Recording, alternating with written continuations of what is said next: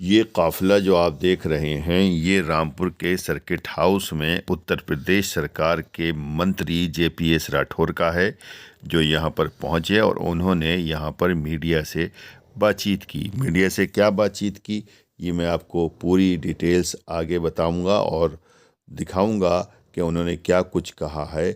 लेकिन उनका आने का मुख्य मकसद जो था वो ये था कि मनरेगा को जो सरकार ने जी राम जी में बदला है उसके क्या फ़ायदे हैं, मनरेगा में क्या नुकसान थे, किस तरह से भ्रष्टाचार था, इन्हीं सब बातों को लेकर उन्होंने रोशनी डाली। और जी राम जी जो नई व्यवस्था बनाई गई है इसको लेकर, मज़दूरों की मज़दूरी को लेकर, उस सब के बारे में उन्होंने तफसील से बताया कि इसमें किस प्रकार से उनको काम मिलेगा और मनरेगा में किस प्रकार से उनके साथ में शोषण किया जाता था।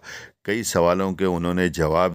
दिल्ली बवाल में मुहिबुल्लाह साहब के नाम पर उन्होंने कहा कि वो रामपुर से चुने गए हैं, लेकिन रामपुर में कभी आते नहीं और रामपुर वालों के सुख दुख का ख्याल नहीं रखते, और जहाँ से वो चुने नहीं गए हैं वहाँ पर वो पहुँचते हैं और लोगों के बीच में जाकर अपना वर्चस्व जमाने की कोशिश करते हैं।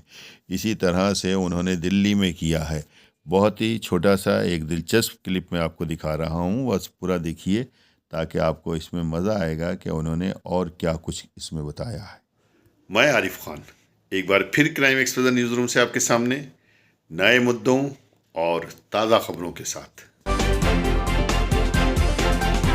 उनके रोजगार की गारंटी दी जाती थी और इस नई योजना के माध्यम से, जी राम जी योजना के माध्यम से हमने 125 दिन की रोजगार की गारंटी दी है। यही नहीं, इसके अतिरिक्त जब खेतों की बुआई या कटाई का ऐसा समय हो, ऐसे 60 दिन उसमें छोड़े हैं कि ताकि वो अपना श्रमिक खेतों में भी काम कर सके।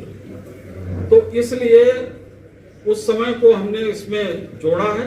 तो कुल मिलाकर 125 और प्लस 60 यानी 185 दिन का काम, यानी कि आधे वर्ष का काम किसी भी श्रमिक और उसके परिवार को मिल सकेगा। इसी योजना केंद्र सरकार ने बनाई। हमारे सांसद जी वो रामपुर में तो आते नहीं कभी, रामपुर के पब्लिक ने जिता के भेजा, उनके सुख दुख में कभी उनको कोई मतलब नहीं। यहाँ पर क्या हो रहा कोई मतलब नहीं। दिल्ली में कोई तुर्कमान गेट, वहाँ मस्जिद, वहाँ पहुँच जाएंगे।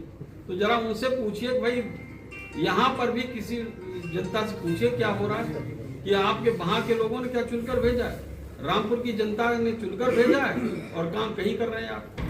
तो निश्चित रूप से मुझे लगता है कि वो पूरी तरीके से भटक गए हैं और उनको समझ में नहीं आ रहा क्या करें। और वहाँ पर गए तो उनको क्या जवाब मिला और उन्होंने क्या बात कही कि मतलब मैं इसलिए चला गया क्योंकि मुझे लगा कि पुलिस कहीं वहां पर होश ना खो दे। अरे भाई, पुलिस को होश सही रखे इसके लिए सांसद जी वहां गए थे, तो ये कौन सी बात होती है मुझे। तो अभी वो जनता से काफी कटे हुए हैं और जनता से इसीलिए कहते हैं कि जनता को सोच समझ के निर्णय करना चाहिए।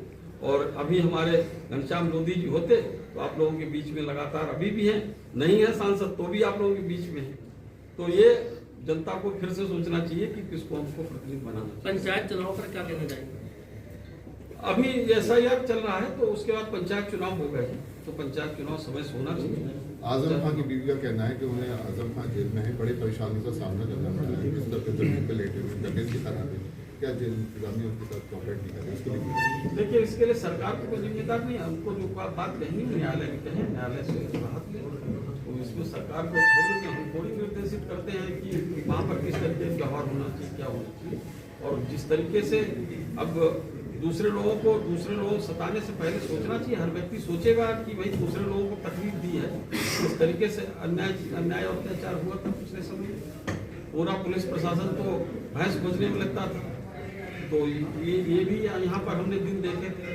तो आज संरक्षण जनता को तो मिलता नहीं था, तो आज अपनी तकलीफ समझ में आ रही है।